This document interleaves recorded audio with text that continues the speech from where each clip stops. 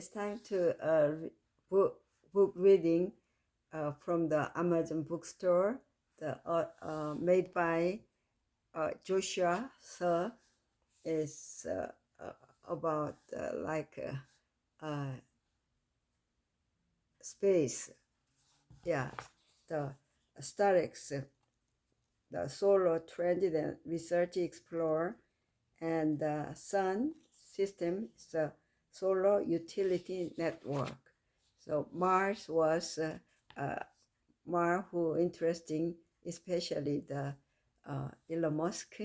Yeah, he wants to uh, go to the Mars and make the uh, the solar transit and the solar utility network and make the houses and make the live hum, human live there. Mars was supposed to be humanity's next great frontier. 6 astronauts were chosen for a historic mission to explore and prepare the red planet for future settlement. The spacecraft Starex carried them farther from Earth than any human had ever traveled before, but one of them had a different plan. Kaiser clock comes from the names Kaiser, Kaiser, and the Clark. I heard there are Clark Airport in Las Vegas was never meant to be part of the mission on Outlaw with a hidden past. He infiltrates the expedition with a single goal to uncover the secret buried deep beneath Mars. When the mission reaches the planet Caesar betrays the crew and begins searching beneath the surface. What he finds is something no one expected. As hidden systems across Mars begin to awaken, Kaiser Kaiser realized the planet holds far more than anyone imagined. What started as a mission of exploration becomes a race for the control of an entire world. Now, with the Earth unaware of what has truly happened on Mars, Caesar holds the key to a power that could change the future of humanity, and he has no intention of giving it back. No intention, but we also check the last word, but Mars was no longer alone. Someone was watching. Someone was watching, already watching I can say the Elon Musk, but my grandson, 11-year-old, he just wrote this son book. It has their cover um, thumbnail.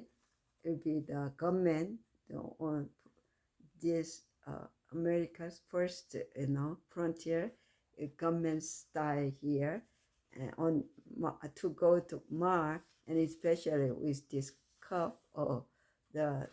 You remember if I just read, I read already the chapter 1, but I tried read quick through or chapter 1, but it's so interesting. So I gonna read again. Dedication for those who look toward the stars and imagine what might be waiting beyond them. And chapter 1, the table of contents. Chapter 1, the announcement, the sabotage 2 and 3 hijacked. 4, the cost of a new name. 5, the selection. 6, beyond the atmosphere. 7, the betrayal. 8, the plan. 9, the last step. 10, control. And there are epilogue. I gonna go. Chapter 1, the announcement. Cape Canaveral, Florida. The sun rose slowly over the Atlantic Ocean, spreading a golden light across the long stretch of coastline. Waves rolled gently toward the beach while the Morning air carried the smell of salt and warm sand, but the quiet beauty of the ocean was not what had drawn thousands of people to the coast that morning. All eyes were turned inland beyond the security fences and launched towards stood something enormous, a rocket. The spacecraft Starx, it rose high above the launch complex like a silver monument. Its smooth metal hull reflected the early sunlight glowing against the pale blue sky. Thick support arms held the rocket steady while crews worked along the massive launch tower that surrounded it. Cranes moved slowly, trucks rolled along service roads, and engineers in bright safety vests moved between buildings carrying equipment and tablets. The entire complex felt alive inside the nearby International Launch Press Center. The atmosphere was even more intense. Rows of chairs filled the large conference hall. Reporters from dozens of countries sat shoulder to shoulder, adjusting cameras and microphones while television crews aimed their lenses toward the stage. Large screens hung along the walls showing a rotating image of a distant red planet, Mars. For centuries, humanity had stared at that world through telescopes and imagined what it might be like to stand there. Today, the first real step toward that dream was being announced. A quiet murmur moved through the crowd as a woman walked toward the podium. She was tall, calm, and competent. Director Elena Ramirez, leader of the Mars expedition program. The room slowly fell silent. Outside, the giant rocket stood waiting. Inside, the world listened. "Good morning," Ramirez began. Her voice echoed gently through the hall and through millions of television around the world. "Today we gather for an event that many generations of scientists, explorers, and dreamers have worked toward." She paused, glancing briefly toward the enormous rocket visible through the tall glass windows behind the stage. "For centuries," she continued, "Mars has been the next destination for human exploration." The large screen behind her changed. A detailed image of the red planet appeared. Dust storms curled across its surface, while enormous canyons stretched across the landscape. "It is the most Earth-like world in our solar system," Ramir, Ramirez said, "and today we begin the mission that will finally bring humanity there."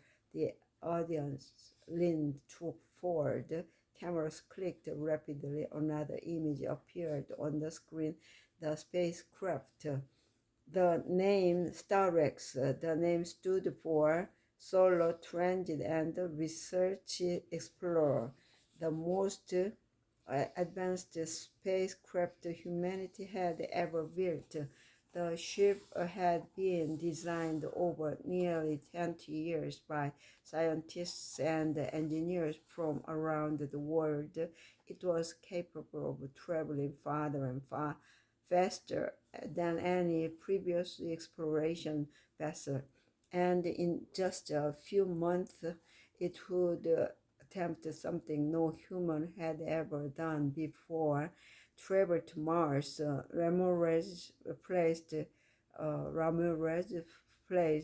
both hands on the podium. In 90 days, she said clearly, the spacecraft Starex were launched from Cape Canaveral on the first long-duration Mars expedition. The room erupted in applause. Reporters quickly raised their hands. How long will be the mission last? Is this the beginning of a Mars colony? What new technology is being used? Ramirez Ramirez lifted her hand slightly, asking for patience. The mission will be supported by the newly activated SUN orbiter system, Sun orbiter system, which will assist with navigation, solar energy management, and long-distance communication. Another image appeared on the screen behind her. Hundreds of satellites forming a glowing network around the sun. The Sun system, SUN system, the solar utility network, had been built over the past decade using solar satellites placed throughout the inner solar system. Together, they created a powerful energy and navigation system capable of guiding spacecraft across enormous distance. It was considered one of the most important technological achievements in human history. Ramirez continued, but the success of this mission will not depend only on technology. She tapped a control panel. The screen behind her changed again. 6 empty silhouettes appeared. These 6 individuals, she said, will become the first long-term men's expedition crew. A quiet excitement moved through the room from thousands of applicants around the world. Ramirez, Ramirez explained, 6 explorers will be selected to train here in Florida before boarding Starex and beginning their journey to Mars. The audience applauded again. Humanity had officially began its first mission toward another world. Across the planet, millions of people watched the broadcast. Students gathered around televisions in classrooms. Scientists paused their work in laboratories. Families sat together in living rooms. The idea that human beings would soon travel to Mars had once sounded impossible.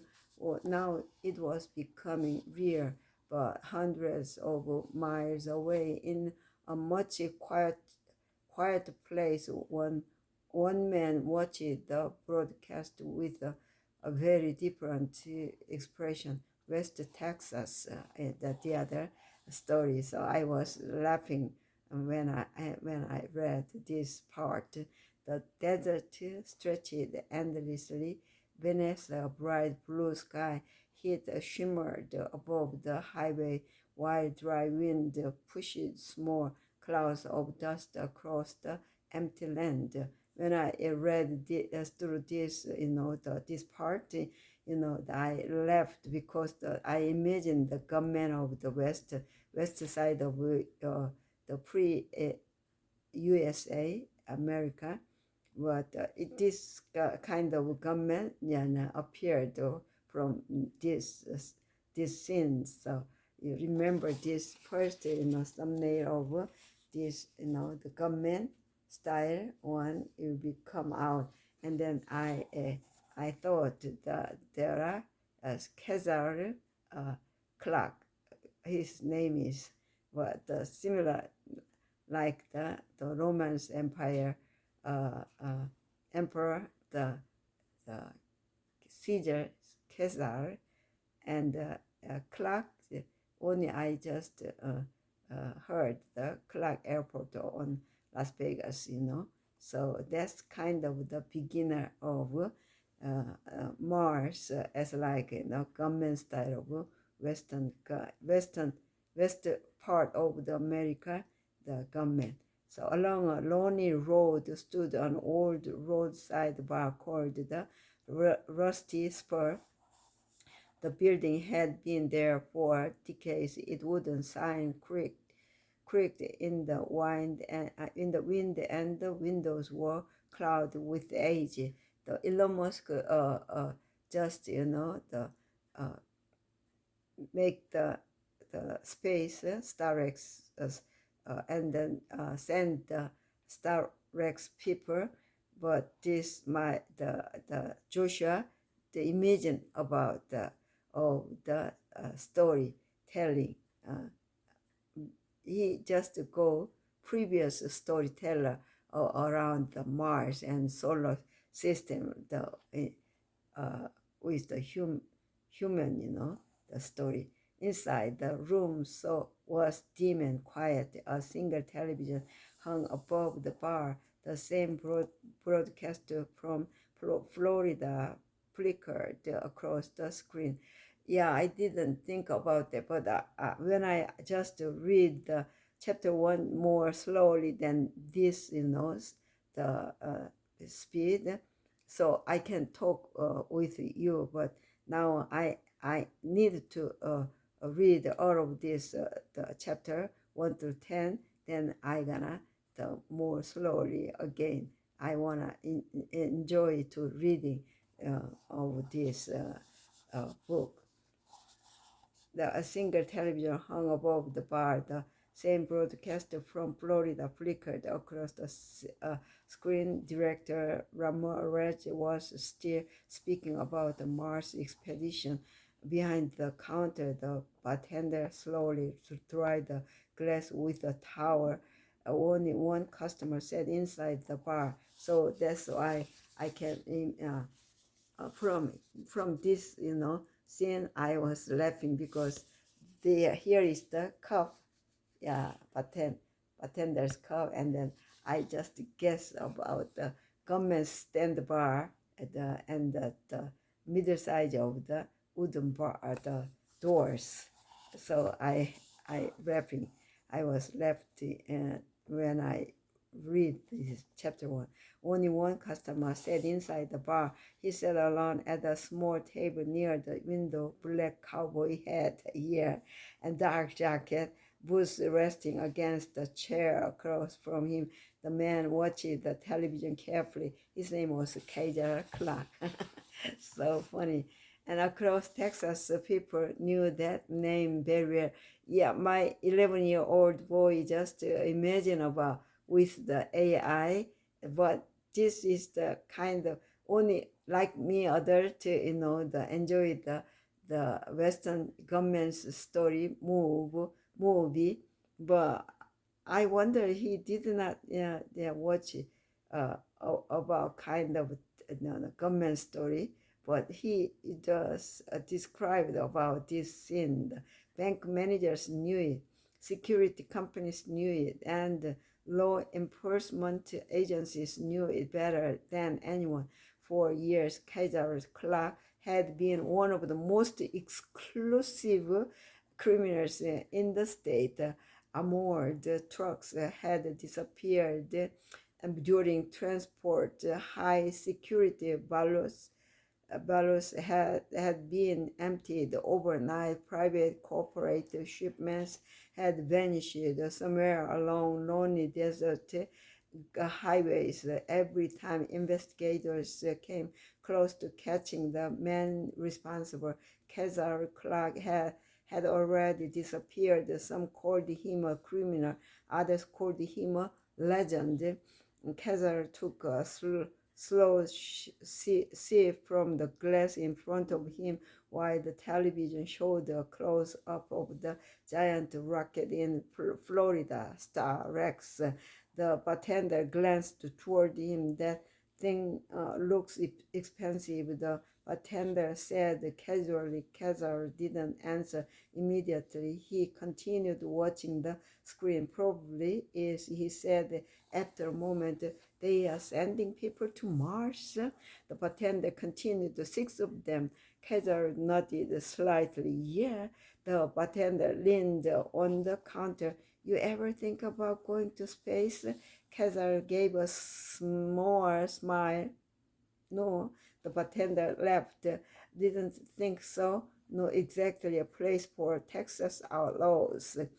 The television screen showed the rocket again. Cameras slowly moved along its massive structure. Fuel tanks, engines, launch towers. Kazar watched carefully. The bartender poured himself a drink.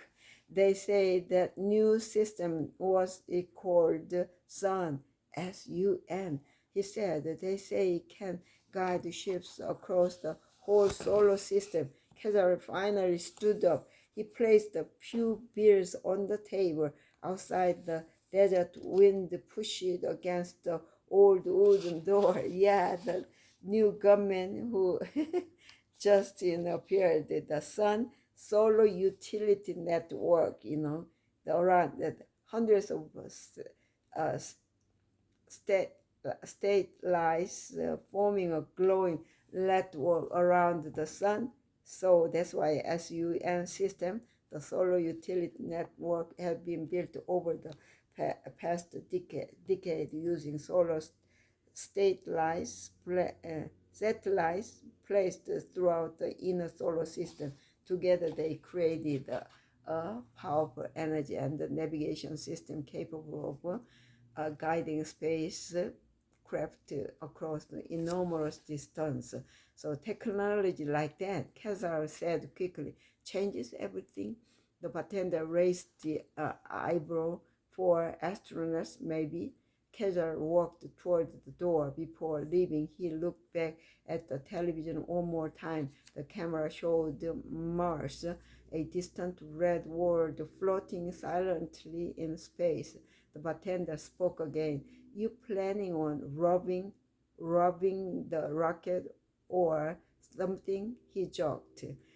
Kazar opened the door. Bright sunlight spilled into the room. He stepped outside, pulled his hat lower over his eyes. No, Kazar said calmly. Then he looked up toward the sky. Something bigger. The door closed behind him. Above the Texas desert, the sky stretched endlessly toward space, far beyond the blue horizon.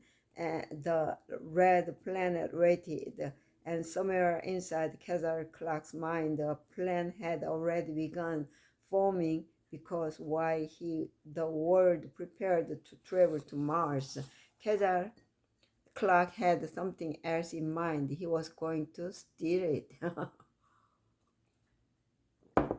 Yeah, Clark, you know, had something else in mind.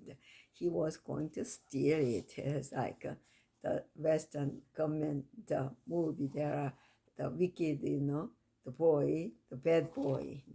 Chapter 2, yeah, the 20 minutes. If I just read the one chapter, 20 minutes. So I'll go quick through the or to 10, then I will, talk more, the kind of what small talk.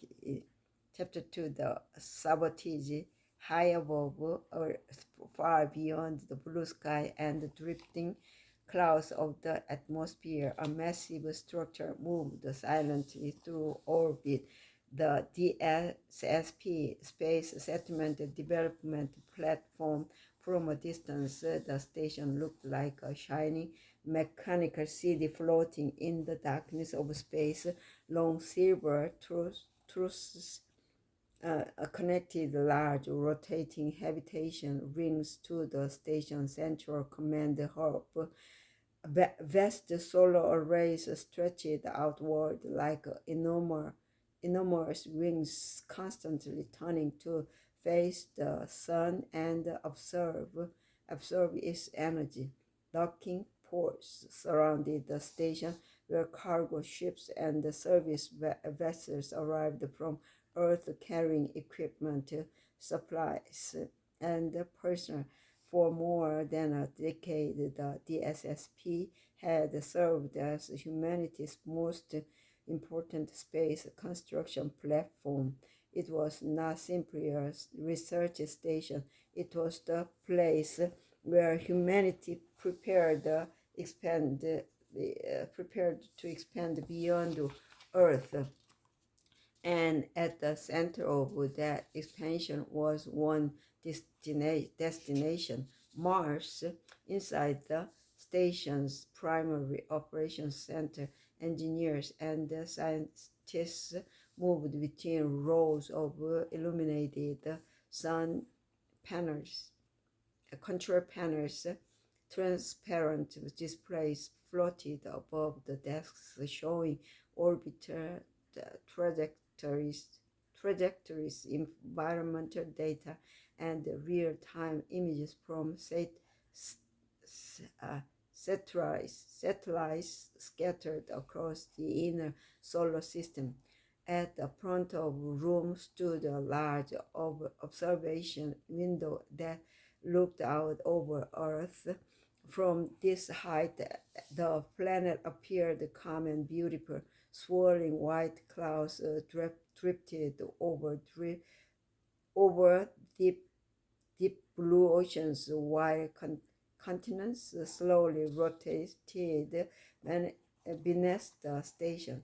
Commander Lucas Grant, operations director of the DSSP, stood near the main command console. Behind him, yeah, I uh, behind him, a massive display screen showed 10 machines standing in a sealed deployment hangar. Yeah, they they were the next generation of Mars surface robots. Each robot stood nearly 2 meters tall and moved on six reinforced wheels built to handle the harsh terrain of the Martian surface. Their bodies were constructed from titanium alloys, alloys designed to survive extreme temperatures and violent dust storms. Now, as a grandma, I don't know exactly about the yeah the vocabulary of this kind of scientist field, but I'm so curious, and if I read keep quick through this, the stories, then I understand the so I gonna read two or more times. It will be good. Yeah, good. Each robot stood nearby 2 meters tall and moved on six reinforced wheels built to handle the harsh terrain of the Martian surface. Their bodies were constructed from titanium alloys designed to survive extreme temperatures and violent dust storms. Powerful drilling arms extended from their frames. Sensor towers rose from their backs, capable of scanning deep beneath the planet's surface. They were not just explorers, they were builders. Their mission was to prepare Mars for the arrival of humans. Robot network status, Grant asked. An engineer at the nearest console checked the readings. All 10 units online and synchronized. Another technician looked up from a holographic display. Navigation systems calibrated the launch trajectory confirmed. Grant nodded slowly. Everything appeared perfect for the mission that had led to this moment had begun many years earlier. July 23, 2007. On that day, the first large robotic expedition to Mars had been launched. 12 exploration robots had left Earth aboard a heavy launch vehicle designed specifically for the planetary missions. At the time, the official purpose of the mission had been scientific research, but there had been another reason. A mysterious organization called Acuron had been making a strange claim for decades. Within Acuron existed an inner council known as the 76 Masters of the Apostles. The members of this council believed that Mars held a secret. According to ancient documents and mathematical models preserved within the organization, something existed deep inside the core of Mars, something powerful, something not naturally formed. At first, most scientists dismissed the claim as a speculation or mythology, but some space agencies quietly decided to test the theory. The 12 robots launched in 2007 carried powerful planetary scanning equipment capable of studying the internal structure of Mars. If something unusual existed inside the planet, the machines would find it. The journey to Mars took several months. When the rovers finally arrived, the landing process proved far more dangerous than expected. Mars possessed a thin atmosphere that made controlled descent extremely difficult. Violent dust storms covered large portions of the surface. One by one, the rovers attempted their landing. 8 of them were destroyed. Some burned during as atmospheric entry. Others crashed into the rocky terrain. Only 4 robbers survived. Despite the loss of most of the mission, the remaining 4 machines continued operating. For years, they explored the Martian surface. They drilled into the soil. They scanned the planet's interior. They transmitted data back to Earth. Then something unexpected appeared in their readings. Deep within the center of Mars, the robots detected unusual energy patterns. Their scans showed structures or materials that could not be explained by natural geological processes. Scientists examined the data again and again. The conclusion was impossible to ignore. The scans confirmed the claim. Something existed inside the core of Mars. The announcement shocked the scientific community. The claim once made by Akron and the 76 Masters of the Apostles was no longer just a theory. It had evidence. Although much of the data was quickly classified by governments, the discovery triggered a massive shift in space exploration policy.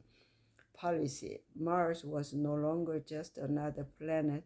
It was a mystery waiting to be uncovered, and possibly the location of something powerful enough to change humanity's future. In response to discovery, space agencies around the world began accelerating their Mars programs. The DSSP, along with several national space stations, became the center of those efforts.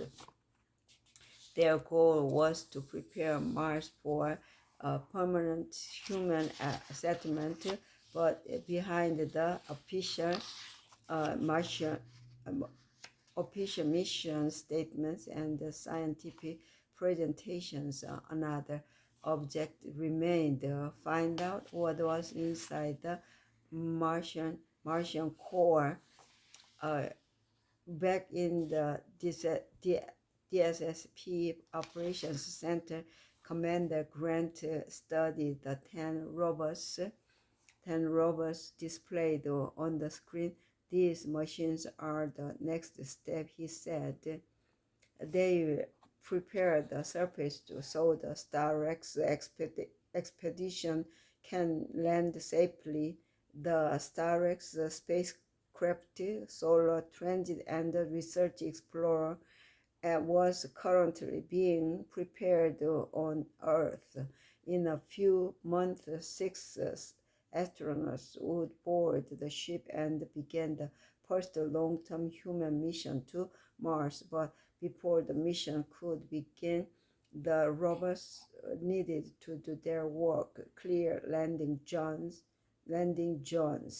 construct supply depots, assist the four original robots still operating on the planet, and possibly continue scanning the Martian interior. Everything seemed ready. At far below the station, someone had been watching these preparations very carefully.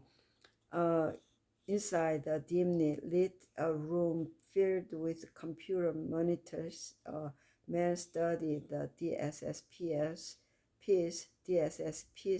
digital infra, infra, press infrastructure. Network diagrams filled the screens. Security systems, communication protocols, command networks. The man had spent weeks mapping every system connected to the station. Finally, he found the weakness he had been searching for: the DSSP's maintenance control network. It was designed for equipment diagnostics and emergency repair systems, and it connected directly to the station's internal power grid. A perfect entry point, he typed a command. Far above Earth, inside the DSSP, a warning indicator suddenly flashed. Commander and engineer said, "We are seeing a power fluctuation in maintenance sector C." Grant, Grant turned toward the console. "Check it." Before the technicians could respond, an explosion tore through a small external module of the station. The blast sent fragments of equipment drifting into space.